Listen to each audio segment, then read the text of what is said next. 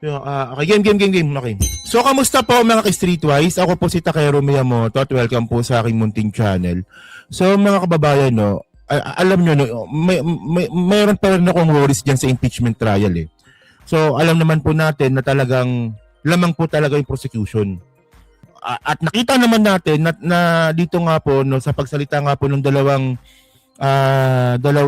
dating empleyado nga po ni Sara Duterte, mas nakita po yung ebidensya na si Sara talaga ang mastermind na pagnanakaw nga po diyan po sa confidential fund, no? May lamang tayo. Yun nga lang, hanggang ngayon, nag-worried pa rin po talaga ako dahil po dito. Diyan. So diyan po sa composition po ng ating Senate. Okay. So meron po tayong tracing majority na posibleng bumoto na po talaga ito na pabor na ipa-impeach si Sara. Yan, 13 na. Wala kay JB. Kay JB, ewan ko lang hindi ako. Mukhang nadududa ako kay JB, pero at least 13. May 13 tayong majority na mukhang ipapa-impeach si Sara. And then, meron po tayong, ilan to? 3, 6, 9, 11. May 11 po tayong minority na alam naman natin na solid to. Alam niyo, sinasabi ko lang dito mga kababayan, no, kahit gaano kalakas ang ebidensya, kahit gaano kagaling ang prosecution, kapag politika na ang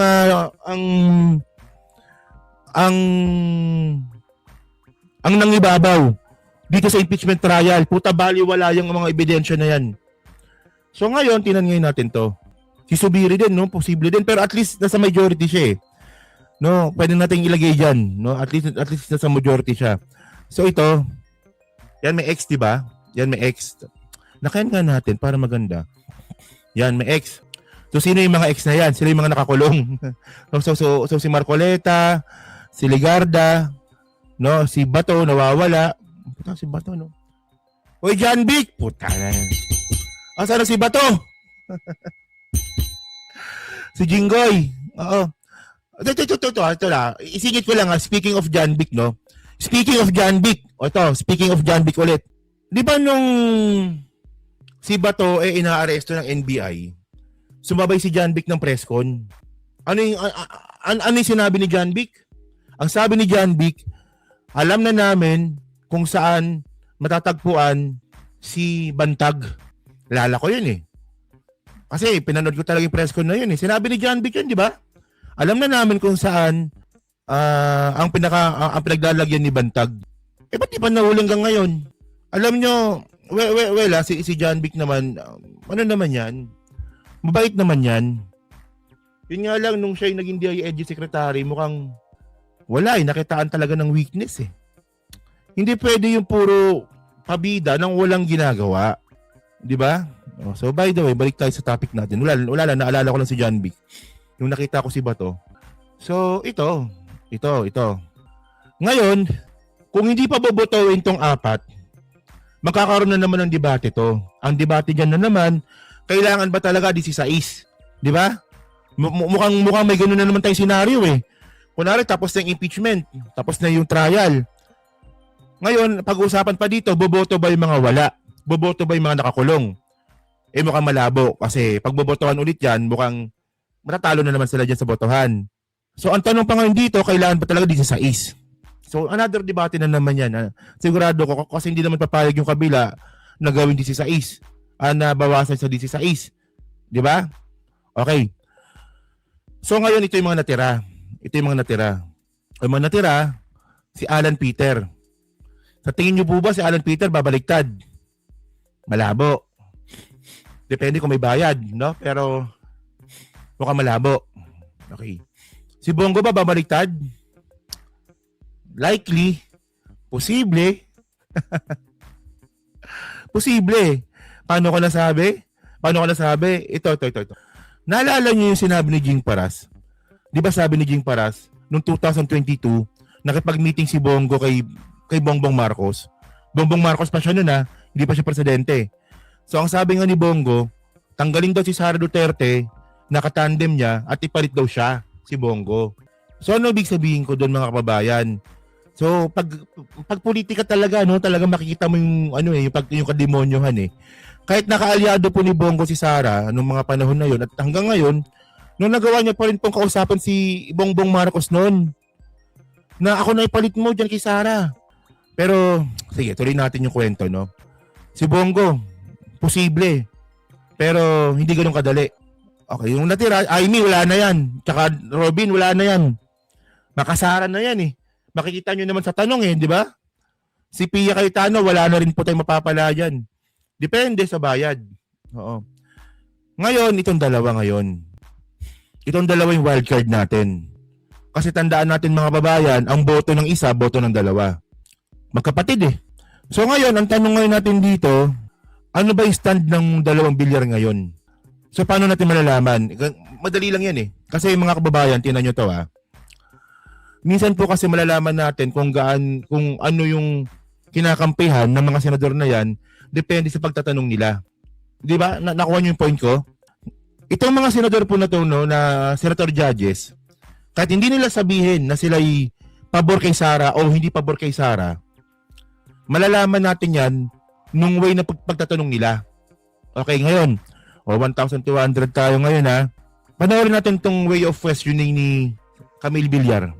Yung Assistant Chief of Staff ng OVP. Yes, that's correct, Your Honor. Yan.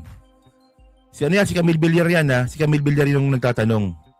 Ngayon, obserbahan ninyo. Oy, live tayo. Oo, live tayo. Oo. Oh. Ngayon, obserbahan nyo po kung paano yung way ng questioning ni Camille Villar. I-play ko muna ng dire-diretso, tapos play ko ulit, pabalik, reaction na natin. Sige. Tinan nyo ha. Oh, si Camille Villar ba sa ngayon ay pro Sara o hindi? Tinan nyo. Tama po ba kayo ang Assistant Chief of Staff ng OVP? Yes, that's correct, Your Honor. And kayo po ang sumagot dun sa AOM na pinadala ng COA. Kayo po yung nag-prepare ng report. Yes, that's correct, Your Honor. Yes, and ano yung what was the process in which that you did that? Or what were the things that you had to do? You prepared the AOM, you consulted with...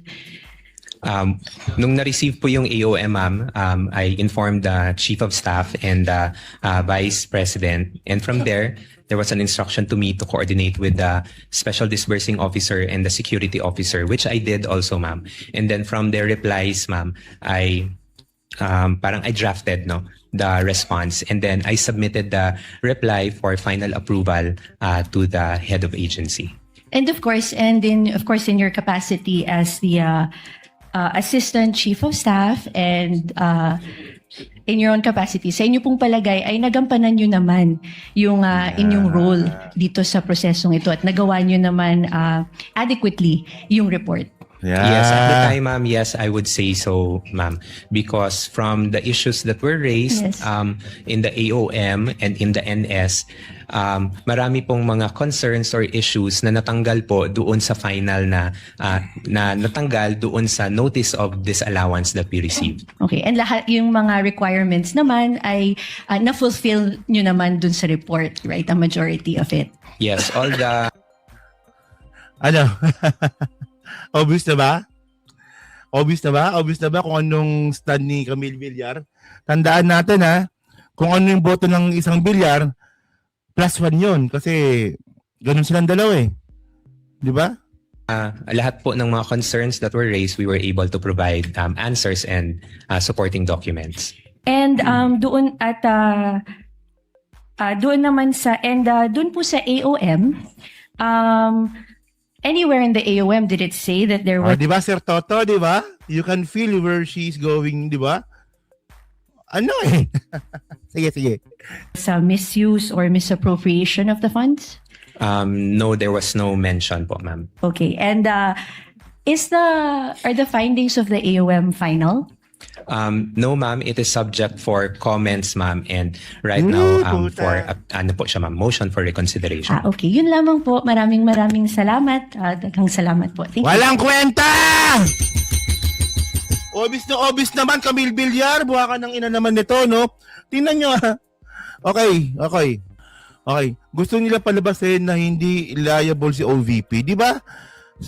Mukhang doon papunta. Alam nyo, may ano yan eh. Puta, ako nagdududa na talaga ako, no? Kasi mukhang ang gusto talagang palabasin dito, ang gumawa lang talaga sila Chika at saka si yung isa. Oh, yung Acosta. Si Sara walang kinalaman. At ganoon din po yung way of questioning ni Camille Villar. Okay. So ngayon, ito yung sinasabi ko kanina.